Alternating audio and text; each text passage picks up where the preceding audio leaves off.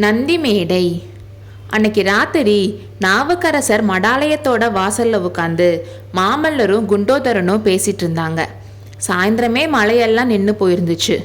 பிரபு, அரண்மனையில் பஞ்சு மெத்தையில் படுத்து தூங்க வேண்டியவர் நீங்கள் இங்கே ஒரு சத்திரத்தில் படுத்து தூங்குற மாதிரி ஆயிடுச்சே, இதை என்னால் ஏற்றுக்கவே முடியலைன்னு குண்டோதரன் சொன்னான். குண்டோதரா, இவ்வளோ நேரம் ஆயனர்கிட்ட எப்படியோ பேசி முடிச்சாச்சு, இப்போ நீயும் ஆரம்பிக்காத. என் அப்பா அப்படி என்ன பஞ்சு மெத்தையிலேயே படுக்க வச்சு பழக்கலை. பஞ்சு மெத்தையில் படுத்தும் பழக்கம் இருக்கு. நடு காட்டுல மரத்தோட வேற தலையணையா வச்சுக்கிட்டு படுத்திருந்த அனுபவமும் இருக்கு. இந்த திண்ணை வளவலன்னு சாஃப்டா தானே இருக்குன்னு சொன்னாரு. பிரபு, நீங்க கிண்டல் பண்றீங்க, ஆனா எனக்கு கவலையா இருக்கு. என்னால தானே உங்களுக்கு இந்த கஷ்டம். நான் மட்டும் நீங்க யாருன்னு இவங்க கிட்ட சொல்லியிருந்தான்னு சொன்னான். குண்டோதரா, தப்பான முடிவு எடுத்துட்டு அதுக்கப்புறம் கவலைப்படுறவங்கள நான் பார்த்துருக்கேன். ஆனால் புத்திசாலித்தனமாக முடிவெடுத்துட்டு அதுக்காக வருத்தப்படுறவனை இப்போ தான் பார்க்குறேன். நான் சக்கரவர்த்தியோட மகன்னு தெரியாமல் மக்கள்கிட்ட கலந்து பழகிற சந்தர்ப்பம் கிடைக்காதான்னு ஏங்கிட்டு இருந்தேன். அது இப்போ உன்னால் நிறைவேறுது. அது மட்டும் இல்லாமல் சிவகாமியோட நடன புகழ் எவ்வளோ தூரம் பரவி இருக்குன்னு இன்னைக்கு தெரிஞ்சுக்கிட்டதில் எனக்கு எவ்வளோ சந்தோஷம் தெரியுமான்னு சொன்னார்.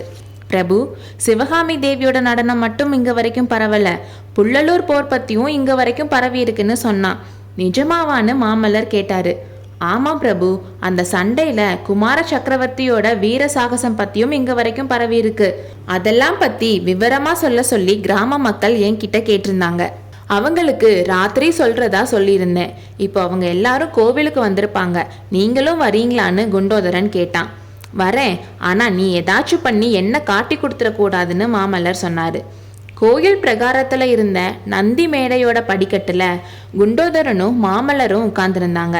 மக்கள் எல்லாரும் அவங்கள சுற்றி கீழே உட்கார்ந்துருந்தாங்க. புள்ளலூர் சண்டையை பற்றி குண்டோதரன் சொல்ல ஆரம்பித்தான். அதில் முக்கியமாக மாமல்லரோட வீரத்தை பற்றி தான் உற்சாகமாக சொல்லிட்டு இருந்தான். மாமல்லர் எப்படி போர் செஞ்சாரு தெரியுமா? இந்த செகண்ட் பார்த்தா இங்கே இருப்பார், அடுத்த செகண்ட் பார்த்தா அங்கே இருப்பார். அந்த பெரிய போர்க்களத்தில் மாமல்லர் எங்கே இருக்காருன்னு ஈஸியாக கண்டுபிடிச்சிடலாம். மகாவிஷ்ணுவோட சக்கரம் மாதிரி எங்கே ஒரு வாள் வேகமாக சுழன்று எதிரிகளோட தலையை வெட்டி குவிச்சிட்ருக்கோ அங்கே மாமல்லர் இருக்காருன்னு தெரிஞ்சுக்கலாம்.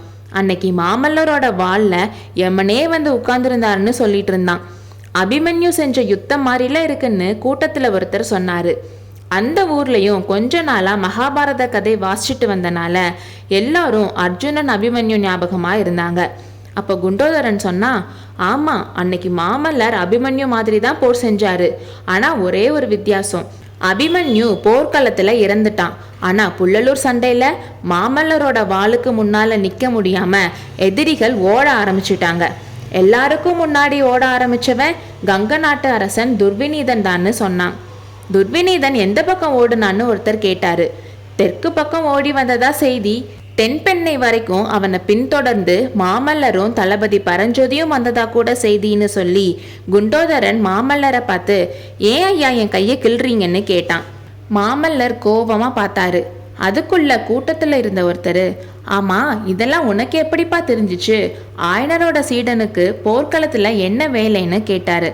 நல்ல கேள்விதான், உங்ககிட்ட உண்மையை சொல்லாம இருக்க முடியாது போலையேன்னு சொல்லி குண்டோதரன் எந்திரிச்சு, இதோ இருக்கிறாரு என் பக்கத்துல இவர் தான். ஏன் ஐயா இப்படி என்ன பாக்குறீங்க? இவர் தான் உண்மையிலேயே ஆயனரோட சிஷ்யர்.